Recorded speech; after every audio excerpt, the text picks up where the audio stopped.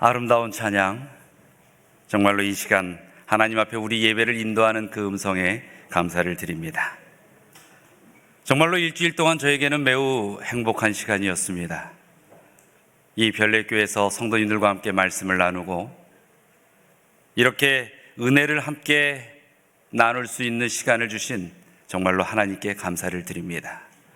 그리고 우리 배인우 담임 목사님, 또 우리 모든 별내교회 성도님들에게도 진심에서 우러나는 제 감사의 마음, 여러분들과 비록 일주일이지만 함께 할 수 있었기에 행복했다는 제 마음을 꼭 감사로 전해드리고 싶습니다. 우리는 하늘을 보고 살아가는 사람들입니다. 정말 코로나가 많은 것을 빼앗아 갔지만 그러나 준 선물도 많아요. 그 중에 가장 큰 선물 중에 하나는 분명 이 지구의 시간들이 영원하지 않을 것이고 우리가 생각할 수 없는 일들이 언제 부지불식간에 일어날지라도 전혀 부자연스럽지 않다는 것을 깨닫게 되었습니다. 그래서 우리는 예수 그리스도의 재림에 대하여 더 소망을 드높일 수 있는 영적 축복을 받을 수 있는 시간이 아니었을까? 혹시 여러분에게 마음의 두려움만 남았습니까? 무엇인가 한탄만 남았습니까? 여러분, 하늘을 보십시오. 이 땅에서 보면은 이 땅에 오만 균이 득실거리고 갖은 일들이 일어나도 여전히 하늘은 고요합니다. 그런데 그 고요한 하늘이 열릴 날이 있다는 것입니다. 정말로 어느 때보다도 예수 그리스도의 재림이 분명히 우리에게 이루어질 것이라는 확신의 믿음을 가지시고 소망의 신앙의 생애를 사시게 되길 바랍니다. 예수님께서는 요한복음 14장에서 다시 오시리라는 재림의 약속을 우리에게 분명히 보여주셨습니다. 너무나도 우리가 잘 암기하는 성경절이죠. 재림의 허락이라는 제목을 붙여서 암기하는 성경절. 요한복음 14장 1절부터 3절. 너희는 마음에 근심하지 말라. 이 말씀 속에서 내가 다시 와서 너희를 내게로 영접하여 나 있는 곳에 너희도 있게 하리라. 예수님께서 재림하시는 그 이유는 재림 자체가 목적이 아니라 그 재림을 통하여 하나님의 사랑하는 백성들을 데리고 함께 사시겠다는 그 하나님의 계획을 이루시겠다는 것이죠. 그래서 재림은 우리에게 가슴 벅찬 희망이 되어야 하는 것입니다. 그리고 이 요한복음 14장에서는 이어서 18절에 다시 한번 강조해서 이야기하기를 예수님께서 뭐라고 하셨어요? 내가 너희를 고아와 같이 버려두지 아니하고 너희에게로 오리라. 여러분, 이 말씀이 이 가슴을 따뜻하고 뭉클하게 하지 않습니까? 우리 보면은 어릴 때는 내가 어떤 존재인지, 내 삶이 외로운지 슬픈지 어떤지 별로 잘 그 깊이를 몰라요. 그런데 나이가 들어가면 들어갈수록 주위에 사람도 많고 어릴 때보다 가진 것도 많은데 오히려 남은 것도 별로 없다라는 그런 생각을 많이 갖지 않는가 생각이 듭니다. 아마 그런 우리를 아시기 때문에 예수님께서 이 말씀을 주시지 않았을까요? 너희를 아무것도 없는 고아와 같은 존재로 결코 내버려 두지 않을 것이야. 내가 너희에게로 분명히 돌아올 것이야 라고 이야기를 하시는 것입니다. 예수님께서는 우리가 다시 예수 그리스도께서 우리에게 다시 오시기까지 우리가 어떤 삶의 모습으로 살아갈까라는 걱정을 항상 하고 계셔요. 그래서 이렇게 살아가야 한다라는 것을 정말 예수님의 이 마음에 있는 모든 진심을 담아서 우리에게 이야기해 주는 수많은 기별들이 있습니다. 특별히 재림의 이 말씀을 주시면서 내가 너희에게 다시 올 것인데 그 올 때까지 내가 너희를 결코 내버려 두지 않을 것인데 그때까지 이 땅에 있는 너희도 결코 혼자 있지 않을 것이라고 이야기를 하는 것입니다. 그러면서 요한복음 15장에서는 이렇게 이야기하고 계십니다. 내 안에 거하라. 나도 너희 안에 거하리라. 가지가 포도나무에 붙어 있지 아니하면 스스로 열매를 맺을 수 없음 같이 너희도 내 안에 있지 아니하면 그러하리라. 나는 포도나무요 너희는 가지라. 그가 내 안에 내가 그 안에 거하면 사람이 열매를 많이 맺나니 나를 떠나서는 너희가 아무것도 할 수 없음이라. 어찌 보면 재림은 앞으로 일어나야 할 일이겠지요. 고아와 같이 내버려 두지 아니하고 오시겠다는 것도 앞으로 일어날 일인 것처럼 느껴집니다.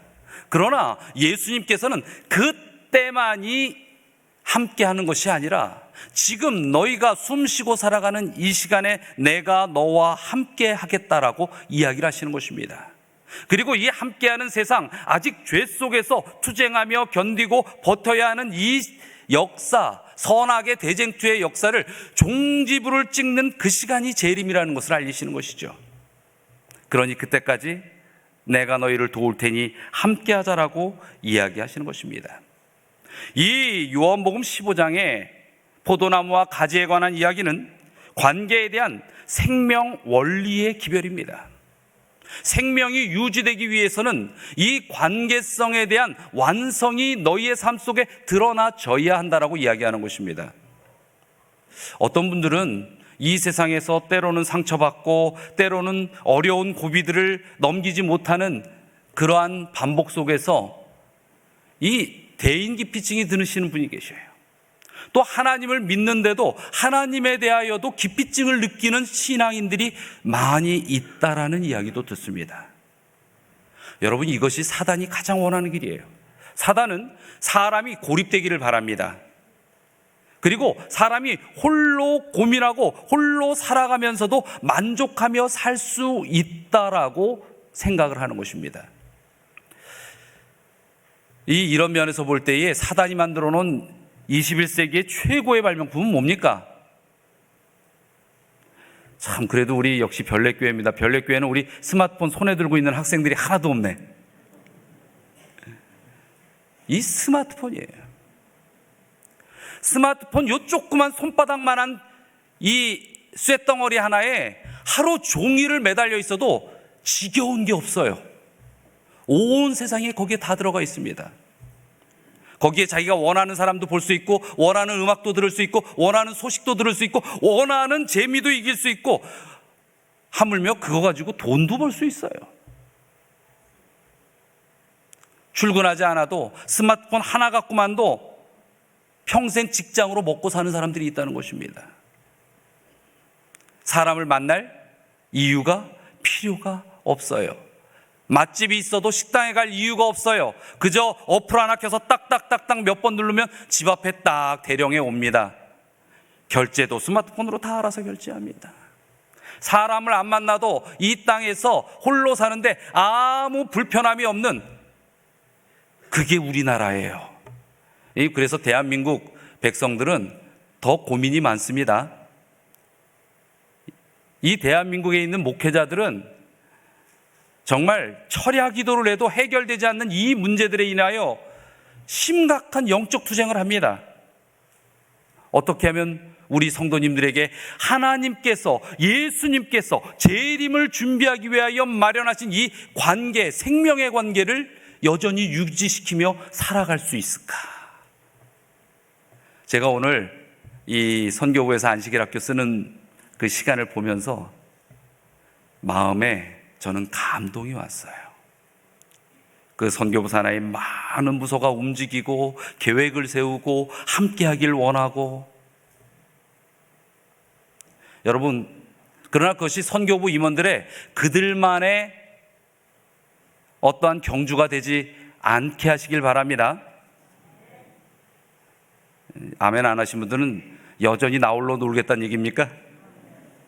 다시 한번 이럴 때는 아멘 좀 하세요. 함께 하도록 여러분이 선교부와 함께 달려가시기 바랍니다. 예. 저 선교회장님, 제가 잘했죠? 여러분, 필요합니다. 언제까지 고립된 이 세상을 만족하며 살아가는 일에 점점 더 내 영역을 확장시키시겠습니까? 여러분, 더해집니다. 이제 AI라는 게 무서워요. 저희 그 부목사님이 차가 참 좋아요. 이 테슬라라는 차예요. 그래서 한번 타봤어요. 타봤더니 딱 그 고속도로에 올라갔는데 발도 뛰고 손도 뛰고 팔짱 끼고 저랑 이러고 얘기하고 있어요. 알아서 지가 다 합니다. 알아서 갈 길 다 가요. 어떤 차가 확 옆으로 껴드니까 삐비비비비 하면서 속도가 쭉 죽어요. 절대 차선을 벗어나지도 않습니다. 여러분, 이 세상의 과학들이 내가 별로 생각하지 않아도, 고민하지 않아도, 도움을 얻지 않아도 살아가는데 아무 지장 없는 세상으로 이끌려 가고 있다는 것입니다. 그래서 우리가 이 세상 사람들이 거기에 익숙하기 때문에 미디어를 통하여 선교도 하고 이 설교 방송도 유튜브로 나가지만, 말씀은요, 이 자리에 와서 직접 들어야 되는 게 말씀입니다. 말씀을, 좋은 말씀, 야, 오늘은 어느 교회 누가 설교하네? 어떤 제목이네? 이렇게 보는 게 말씀이 아니라, 이 시간에 내 마음이, 목사님이 진짜 이 파추로 매주를 쓰든 성경을 뒤로 읽든 그 시간에 내 마음이 하나님 앞에 제사로 드려지는 그 자세가 중요한 거예요. 여러분, 이 유튜브로 예배 드리는 것은요, 정말 어쩔 수 없이 교회 못 나오시는 분들, 그러니까 어느 한 집사님이 그래요. 목사님, 저희 아들이 생일인데 소원이 있대요. 주말에 캠프 가는 거랍니다. 제 사정이 딱하지요. 그래서 캠프장에 가서 제가 유튜브로 예배드리고, 이런 핑계 말고, 예, 내 마음과 몸과 영을 다해서 주님 앞에 나오고 싶은데 나올 수 없는 이들에게나 이 방송의 예배가 중요한 것이지, 예배는 성도들이 함께 드리도록 하나님께서 마련하신 것입니다. 여러분, 이 관계에 대한 생명의 원리를 잊지 마시고 살아가기 바랍니다. 성경은요, 이 하나님께서 인류를 창조하실 때부터 큰 두 개의 축을 세워 놓으셨어요. 자, 우리는 압니다. 에덴에서 있는 두 제도가 있습니다. 무슨 제도와 무슨 제도예요? 안식일 제도, 또 무슨 제도예요? 결혼 제도, 가족 제도. 안식일 제도는 하나님과 인간의 관계입니다. 이것이 뭐예요? 십계명에서 첫 번째부터 네 번째 계명. 그리고 결혼, 가족 제도는 십계명에서 다섯 번째부터 열 번째 여섯 개의 계명. 그것을 예수님께서 내가 너희에게 새 계명을 주노니 하면서 이야기한 것이 무엇이에요? 하나님을 사랑하고 내 이웃을 내 몸과 같이 사랑하라. 여러분, 이것이 창세 때부터 예수님 다시 오실 때까지 이 인류에게 주신 하나님의 큰 두 축이에요. 즉, 하나님과 올바른 관계를 맺고 사람과 사람 사이에 올바른 관계를 맺을 때에 너희들의 삶이 온전한 의의 삶이라고 이야기하는 것입니다. 이 관계 맺는 일, 성격 탓하지 마십시오. 요즘 많은 이 가정의 부부들이 성격 탓하면서 힘들어하며 어려움을 겪는 경우들도 많이 있죠. 여러분, 이것은 하나님의 영에 관한 문제입니다. 그런데 어떤 분은 그래요. 하나님과 사람과의 관계 중에서 어떻게 무엇을 선택해야 됩니까? 이건 선택의 문제가 아닙니다. 하나님과 올바른 관계를 맺는 사람이 사람과 올바른 관계를 맺을 때에 그것이 완전한 하나의 관계가 된다라고 하는 것이에요. 여러분, 이 문제를 잘 해결하셔야 됩니다. 여러분이 하나님과만의 올바른 관계가 맺어졌다고 해서 사람과의, 나와의 어떤 이 인생의 관계가 잘못되어 있다면 여러분이 하나님과의 관계 속에서도 무엇인가 초점을 맞추지 못하는 일이 있다는 것입니다. 그래서 하나님과의 관계에 대해서 어제까지 정말 이 사경에 내내 살펴본 겁니다. 어떻게 하나님과 올바른 관계를 맺어야 할 것인가, 하나님께로 어떻게 올라가야 하는가. 그래서 오늘은 사람과의 관계에 대한 것을 조금 더 많이 좀 이야기를 해볼까 합니다. 우리는 영적 가족들입니다. 이스라엘 백성들을 하나님께서 세우신 이유도 뭐예요?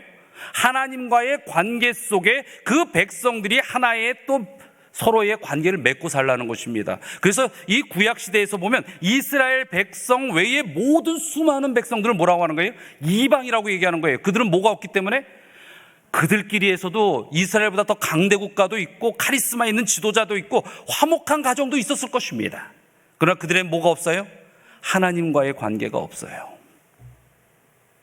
그래서 우리를 예수 그리스도의 십자가 이후에 영적 이스라엘이라 하면서 교회로 모아놓으신 이유가 뭔지 아십니까?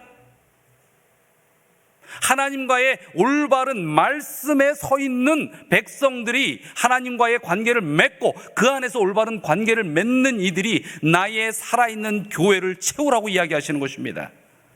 여러분, 이 교회는요, 관계의 완성이 우선되어야 합니다. 이것에 대하여 지금 내 마음에 걸리는 것이 있으면요, 오늘 예배 끝나고가 아니라 이 시간에 바로 눈 딱 감고 하나님 죄송합니다, 다 지웠습니다 하고 여러분 모든 하나님 안에 연결된 영으로 우리 인간의 관계를 이 시간부터 백지 상태에서 다시 쓰십시오. 이 시간 이후에 남 뒷얘기할 일 있어요? 그런 거 하지 마십시오. 안 믿는 사람에 대해 어느 때는요, 이 사람의 입은 무엇인가 다른 사람에 대한 흠을 잡을 때 입에 근지러운 게 좀 해결되나 봐요. 근데 이 성도 간에는 화목하라 그러니까 세상 사람은 내가 맨날 전도지 갖다 주는데 쳐다보지도 않고 말이야, 그거 못돼 먹었어. 여러분, 우리 하나님과 연결된 사람은 하나님을 믿는 사람이든 믿지 않는 사람이든 그 누구와의 관계 속에서도 그리스도의 마음과 사랑으로 관계하게 되는 것입니다. 이것은 생명의 원리인 것입니다.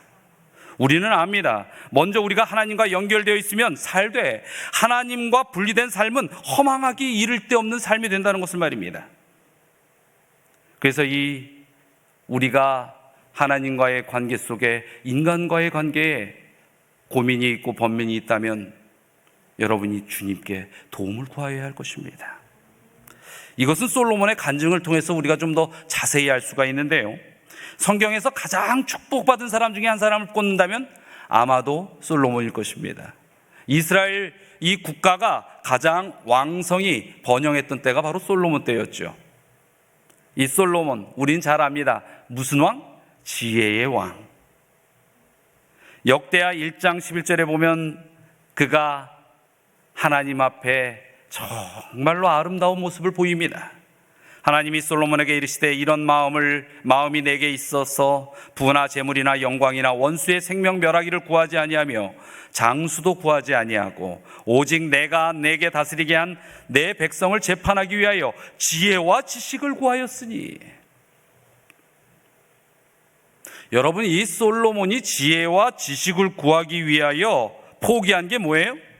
여기서 이 남다른 이 지혜를 구했다는 건 뭔지 아십니까? 솔로몬이 백성들이 평안하게 살도록 판단하는 지혜였어요. 재판하는 지혜였어요.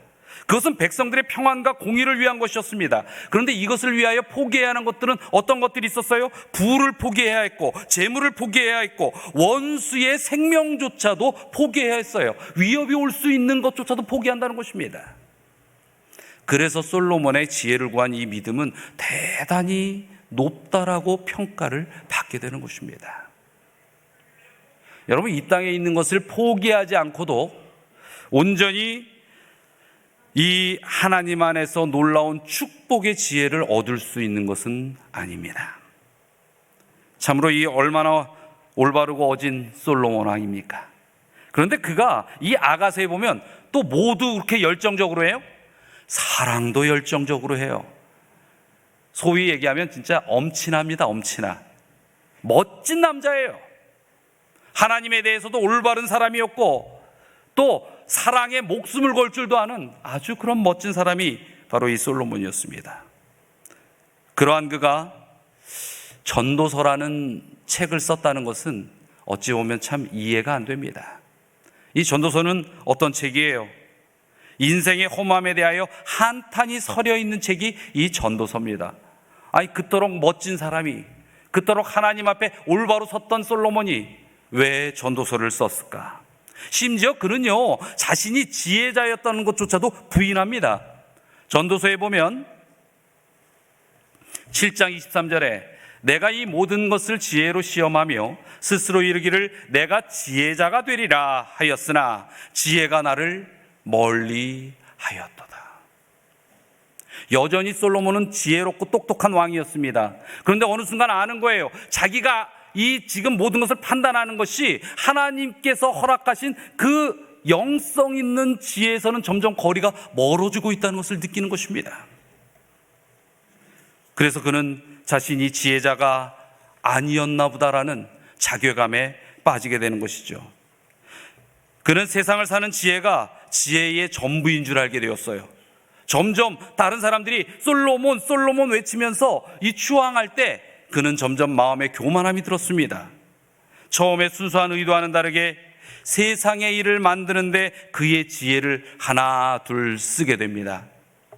그래서 왕의 곳간을 채우고 이웃나라를 정복하고 또 이웃나라와 정치를 잘하기 위해서 수많은 이웃의 공주들을 자기 아내로 다 삼고, 야, 역시 나는 대단한 정치인이야, 이렇게 여기면서 자신의 지혜를 이 땅에서 모든 것을 누리는 데 투자하며 썼다는 것입니다.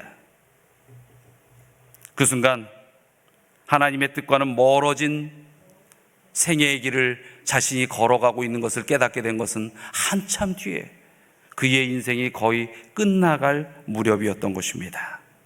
그래서 전도서는 노년의 하나님 앞에 자신이 그렇게 하나님께서 주신 지혜를, 어제 우리가 함께 나눴죠, 인간의 일, 사람의 일을 하기 위하여 썼던 그 과거들을 회개하면서 쓰는 것이 전도서입니다.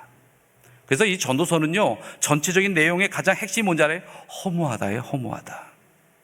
헛되고 헛되며 헛되고 헛되니 모든 것이 헛되도다. 허무함이었어요. 그가 느낀 가장 큰 허무함이 무엇인지 압니까? 하나님을 빼버린 자신의 인생에 대한 비참함을 표현하는 것입니다. 하나님의 관계가 무너지고 그로 인하여 인간과의 관계도 무너져 버렸어요.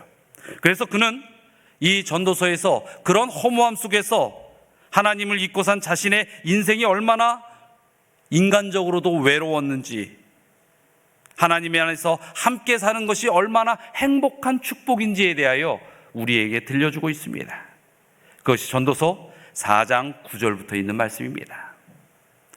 두 사람이 한 사람보다 나음은 그들이 수고함으로 좋은 상을 얻을 것임이라. 혹시 그들이 넘어지면 하나가 그 동물을 붙들어 일으키려니와 홀로 있어 넘어지고 붙들어 일으킬 자가 없는 자에게는 화가 있으리라. 또 두 사람이 함께 누우면 따뜻하거니와 한 사람이면 어찌 따뜻하랴. 한 사람이면 패하겠거니와 두 사람이면 맞설 수 있나니 세 겹줄은 쉽게 끊어지지 아니하느니라. 여러분, 여기에서 한 사람, 두 사람, 세 겹줄 이런 것이 나오는데 이 의미를 좀 잘 알아야 합니다. 여기에서 한 사람이라는 것은 1인칭 나예요. 그런데 두 사람이라는 것은 2인칭 너일까요? 아니에요. 3인칭 나 외에 복수인 것입니다. 다른 모든 이들을 나 외에 또 한 명에 있는 그 사람을 두 사람이라고 이야기하는 것입니다. 내가 누군가와 함께 할 때 그것은 강력한 힘이 된다라고 이야기하는 것입니다. 이것을 연합이라고 이야기하는 것이죠. 이 연합은 승리를 가져다 준다고 솔로몬은 이야기합니다. 두 사람이 한 사람보다 나음은 그들의 수고함으로 좋은 상을 얻을 것이라. 경주에서 결코 지지 않을 것이라 하고 이야기하는 것입니다. 여러분, 이 신앙을 할 때도요, 홀로 신앙하는 것이 참 위험합니다.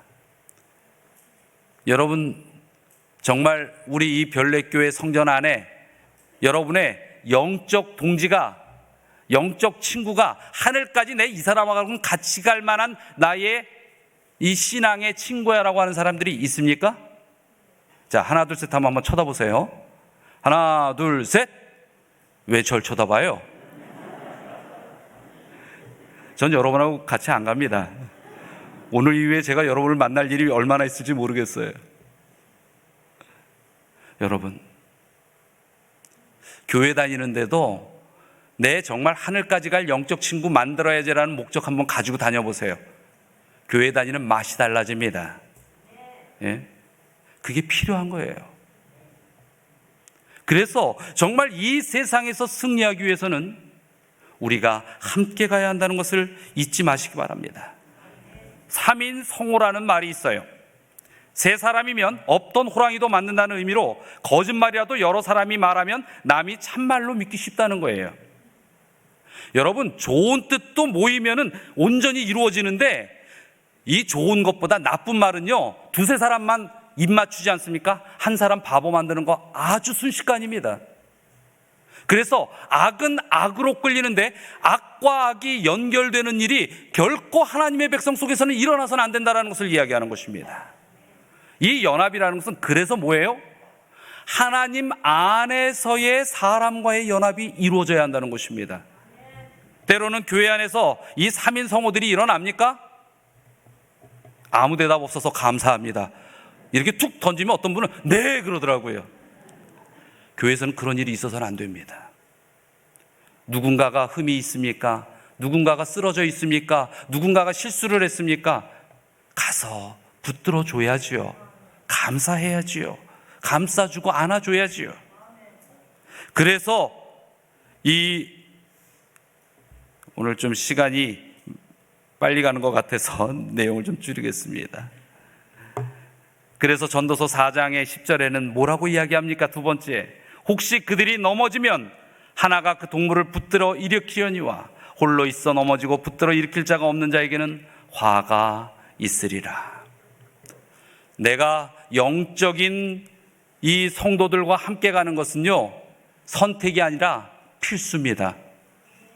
얘기하지 않습니까? 솔로몬이 인생을 살아보니 너희들 하나님 믿지? 근데 나 잘났다고 나 혼자 믿지? 결국 돌아오는 것은 화밖에 없어. 그러나 내가 쓰러질지라도 함께 가는 성도가 하나로 연합할 때에 결코 쓰러질 일 없고 쓰러져도 일어서는데 아무 어려움이 없다라고 성경은 이야기를 하고 있는 것입니다. 여러분, 이런 생애를 우리가 살아야 되지 않겠습니까? 힘들 때 진정한 힘이 되어주는 사람들, 우리가 여기 있는 성도들뿐만 아니라 이 별내에 사는 모든 사람들에게 지팡이가 되어주는 사람들, 그런 사람들이 모여있는 곳이 이 별내교회 아니겠습니까? 그런 교회로 하나님께서 이 교회에 축복하시길 바랍니다.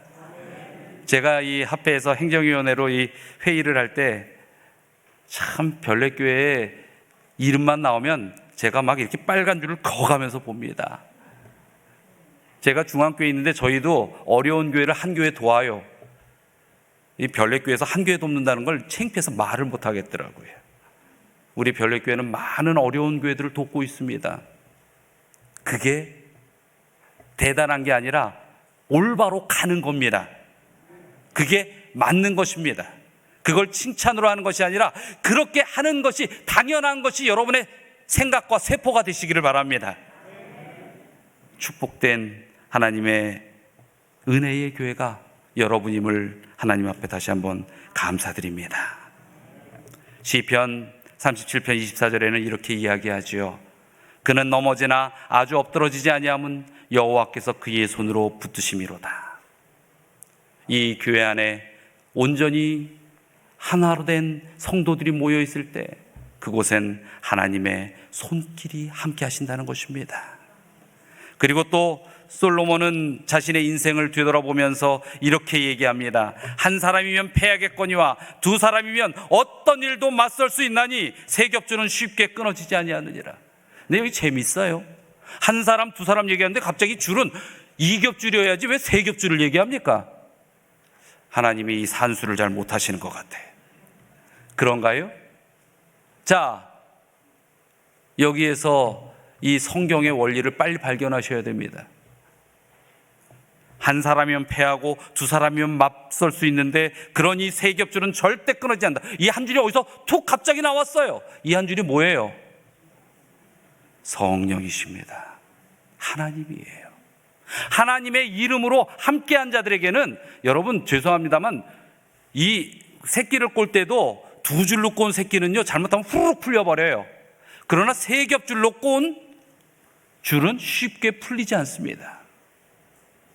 여러분, 성도와 성도가 모였을 때에는 하나님께서 더 몇만 배 강한 힘으로 그 둘의 연합을 휘 감아주신다라는 것입니다.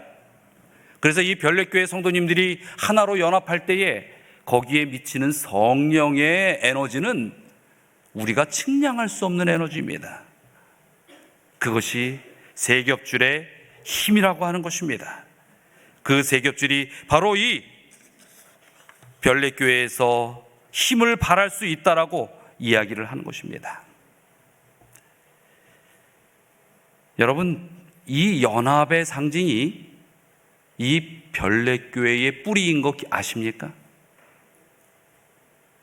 아마도 저만 드릴 수 있는 이 별내교회의 역사에 대한 이야기가 좀 있을 거예요. 이 시간에 좀 간단하게 그 역사 속에 하나님께서 얼마나 축복으로 임하셨는지를 좀 소개해 드려 볼까 합니다.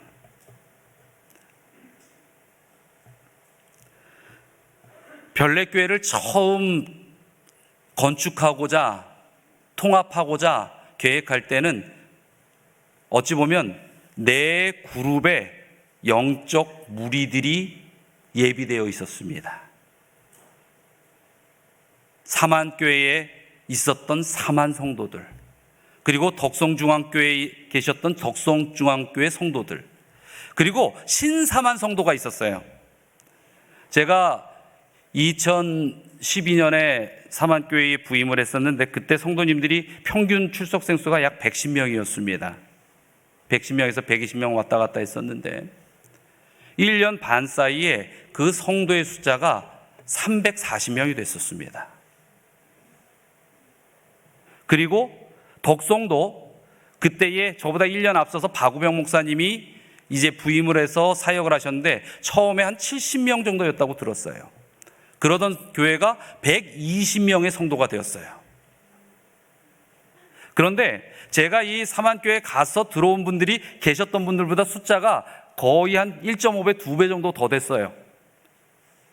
그런데도 제가 참 지금도 감사한 게 그분들이 전혀 이질감이나 분리됨 없이 완전히 하나로 쉽게 동화됐었어요.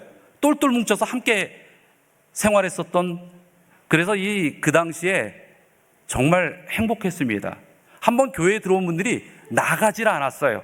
거의 100%라고 하면 거짓말이 같고 95%는 한번 왔으면 그냥 그 교회에 앉아서 우리 성도님들과 함께 화합이 됐습니다. 그 새로 들어오신 분들이 2년, 건축하기 전에 2년이 안 된 분들이 또 한 100-200명 계셨어요. 그리고 별내를 지으면 오겠다라고 저한테 연락하거나 준비하고 있는 무리들이 제가 들은 인원만 해도 한 150명 됐었어요. 이 별내라는 건축에 이러한 영혼들이 모여서 함께 연합을 이루어 한 교회가 될 마음의 준비들을 하고 있었습니다. 그런데 여러분, 여러분들이 모르고 좀 몇 분 아시는 분은 계시지만 저처럼 자세히 아는 분이 없는 그 비하인드 역사가 있습니다. 2012년 당시에 제가 부임했을 당시인데 사만교회에서는 원래 이것이 사만교회의 대토로 받은 520평의 땅입니다. 그런데 사만교회 이 땅을 포기했었어요. 그냥 화폐로 넘겼습니다. 그런데 화폐가 이 땅값이 약 37억 정도 되는데 그걸 감당할 수가 없어가지고 연합회로 넘겼어요. 그런데 2013년 초에 연합회 행정위원회에서 왜 서중환합회 안에 있는 땅을 연합회가 그 돈을 물어가면서 사냐? 그래갖고 다시 합회로 책임이 전가됐습니다. 합회는 그 돈을 감당할 수 있는 돈이 없었어요. 그런데 이 별내에 신도시가 들어오는데 여기에 이 땅을 포기한다는 것은 합회로서도 역사에 오점을 남길 만한 아주 위험한 일이었어요. 그래서 합회는 고민을 하고 있었습니다. 근데 이때에 여러분, 덕성교회와 사만교회 상황이 어떻게 했냐면 덕성교회는 교회를 지은 지 7년 됐어요. 사만교회는 교회를 건축한 지 6년 됐어요. 이미 그때 많은 헌신을 다 하셨습니다. 진짜 수십억에 대한 돈을 헌신을 했기 때문에 또 헌신한다는 것이 쉬운 일은 아니었어요. 이 상태에서 고민이 시작되었을 때 제가 이제 덕성교회 박우병 목사님과 함께 조용히 기도하면서 만남을 가졌습니다. 무리해서 할 수는 없지만 한번 기도하면서 하나님께 묻고 꿈을 꿔보자. 그것이 2013년 5월이었습니다. 그리고 우리 두 교회의 장로님들에게, 수석장로님과 의논하고 장로님들에게 의논을 했어요. 그리고 이제 합회 가서 꼬셨어요. 왜냐하면 이 교회가 건축한다고 또 이 뜨내기 생활을 하게 되면 교회가 영적으로 또 선교적으로 타격을 입기 때문에 합회가 미리 돈을 좀 대라. 그때 자산을 따져보니 우리는 이제 무조건 우리께 비싼 걸로 따지지 않습니까? 사만교회가 80억, 덕성교회가 20억 정도의 가치로 저희들은 매겼어요. 100억이 있다. 그런데 100억 들겠냐? 남는 거 합회 가져라. 그러나 우리 성도는 돈 하나 안 들이고 건축하겠다. 이미 헌신 다 했으니까. 합회가 그걸 처리하지도 못하는, 안 그랬으면 합회는 3, 40억을 내야 되니까. 그래서 합회도 하겠다고 그랬어요. 그래서 합회와 두 교회가 연합해서, 그래서 이 별내교회는 시작부터도 연합이었어요.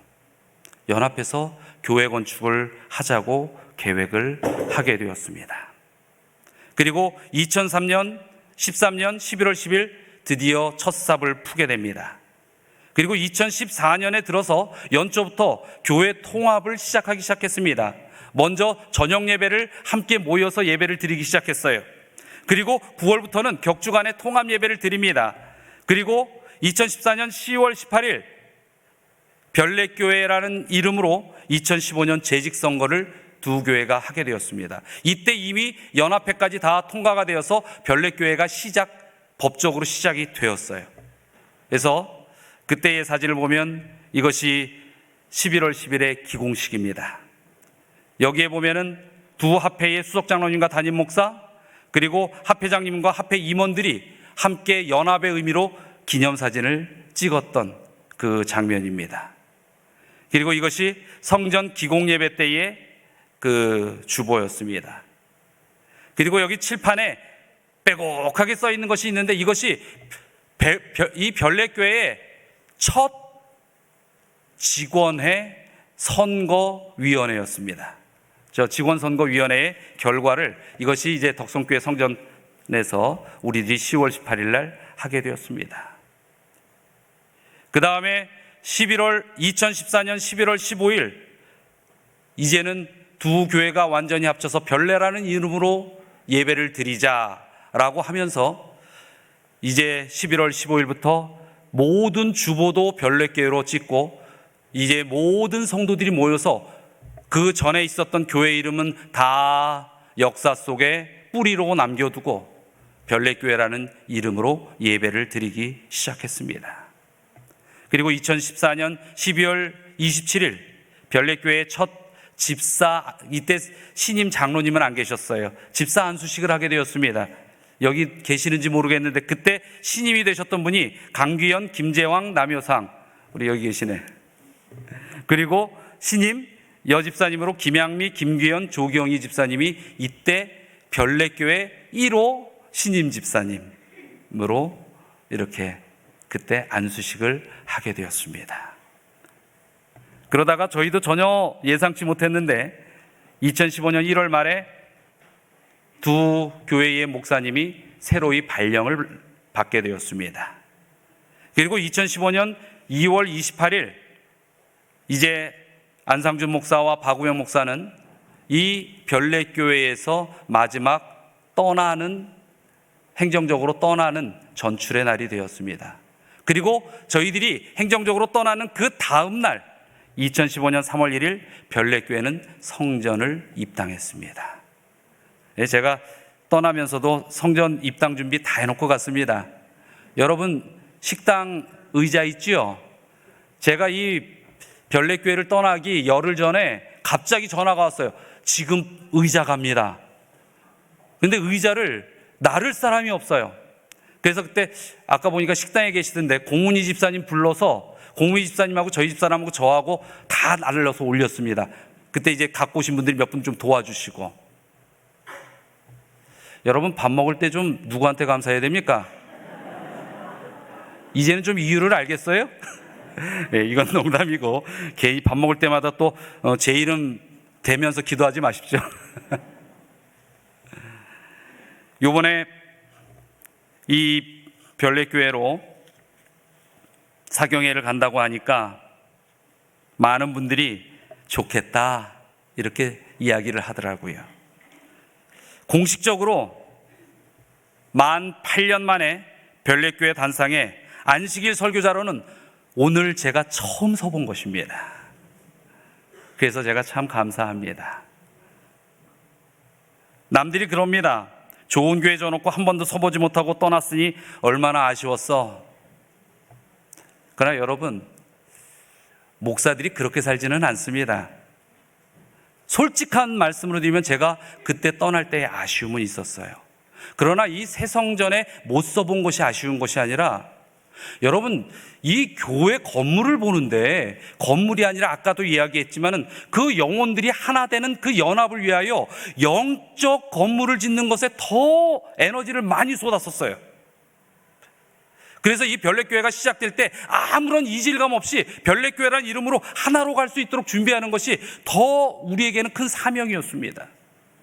제가 이 별내교회를 8년 전에 떠날 때에 아쉬운 것이 있었다면, 함께 꿈꿨던 것을 조금이라도 같이 실현해 보았었으면 하는 그 부분에 대한 좀 아쉬움은 있었습니다. 그때에 많은 계획이 있었습니다. 그것을 다 지금 말씀드려봐야 옛날 얘기일 뿐이고, 그때 큰 5대 정책이 있고 그렇게 했었는데, 그 중에 한두 가지만 좀 말씀드려 볼까 합니다. 첫 번째는, 이 교회는 지을 때부터 우리 성도님들은 벌써 기억이 좀 나실지 모르겠어요. 이 교회는 허북교회다. 제가 그걸 누차 이야기를 했었어요. 허북교회는 다른 말로 표현하면 빚진 교회라는 것입니다. 솔직히 여러분들 신앙이 어디서 자라나셨습니까? 어디서 여러분이 이만큼 하나님의 아름다운 인물들로, 영적 백성들로 성장하셨습니까? 이 교회라고 이야기할 분들은 많지는 않을 것입니다. 그래서 이 별내교회는 연합되어 여러 교회에서 자라고 성장하고 봉사하는 분들이 모여진 데가 이곳이다.